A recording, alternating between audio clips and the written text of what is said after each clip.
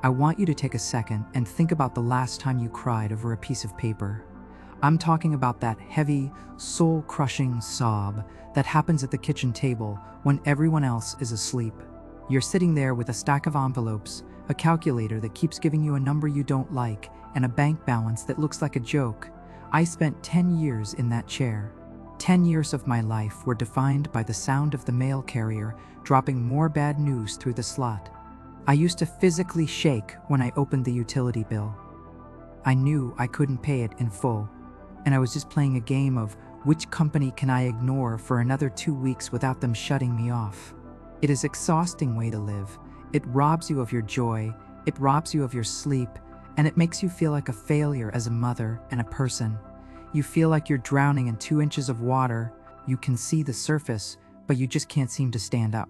For a decade, I thought this was just my lot in life. I thought that because I didn't have a college degree or a high-paying job, I was destined to always be one car breakdown away from being homeless. I was convinced that the stress was just part of being a grown-up. But I was wrong. The reason I was crying wasn't actually because I didn't have enough money, though it felt like that. The reason I was crying was because I had zero control. I was a passenger in my own life, waiting for the next disaster to happen so I could react to it. I was living in defense mode. Every time I got paid, the money was already gone before I even touched it. It was promised to the landlord, the car note, the credit card company, and the grocery store. I felt like I was working 40 hours a week just to be a middleman for my bills. Then everything changed. It wasn't because I won the lottery. It wasn't because I got a massive raise.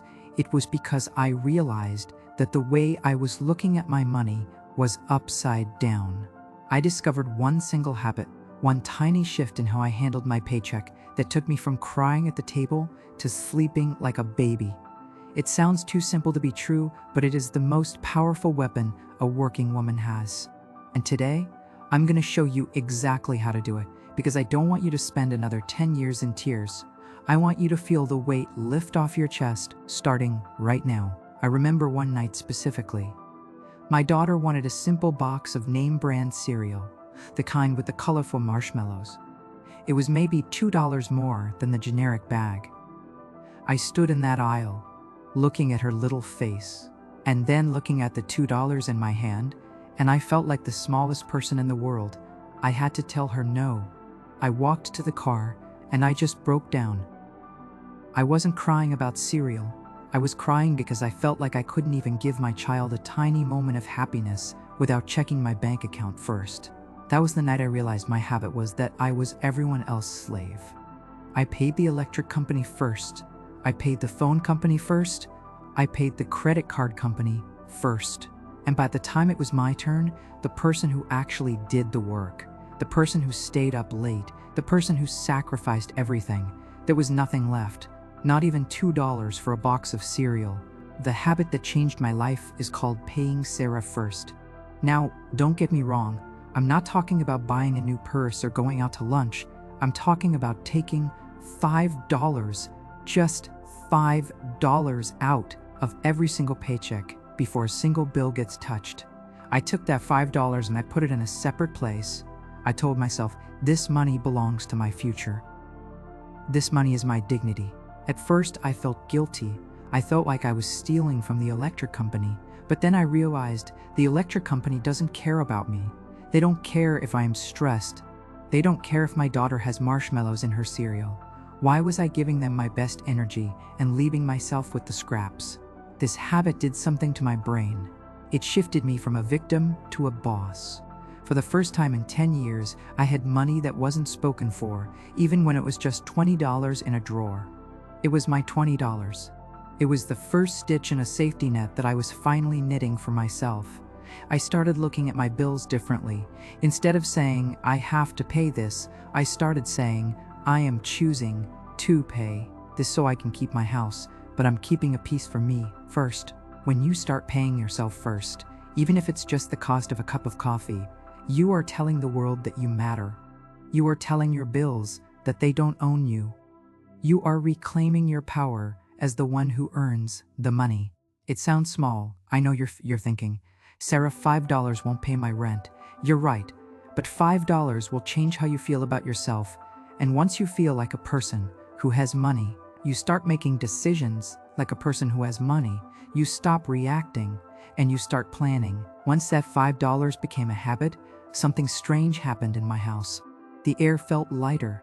I stopped snapping at my kids over every little thing because I wasn't constantly on the edge of a panic attack.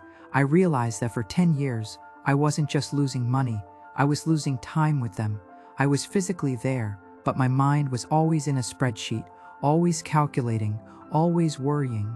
By taking control of that one tiny habit, I got my motherhood back. I could actually sit on the floor and play without thinking about the past due notice sitting on the counter. I want you to hear this clearly. You are not a bank account. You are not a credit score. You are a woman who is working incredibly hard in a world that is getting more expensive every single day. If you have been crying over your bills, it doesn't mean you are bad with money.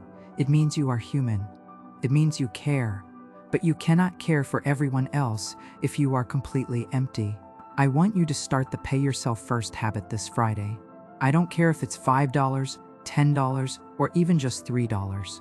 Take it out in cash, hold it in your hand, feel the texture of it, look at it and say, this is mine, I earned this, this stays with me.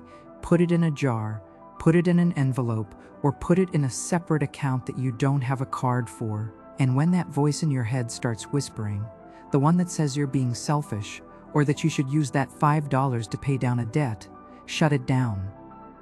That debt didn't happen overnight, and $5 isn't going to make it disappear today, but that $5 will start to heal your spirit. It is the seed of your freedom. In a few months, you'll look into that jar and you won't see paper. You'll see a night of sleep. You'll see a yes for your kids instead of a no. You'll see the woman you were before the bills started piling up. The woman who had dreams and plans. 10 years of crying is enough. It's time to dry your eyes and take back your seat at the table. You are the one doing the work, and it is time you got paid. I am standing right here with you, and I promise you, if I could crawl out of that hole, so can you. Take your $5 this week. Take your power back. You've got this, sister. I'll see you in the next one.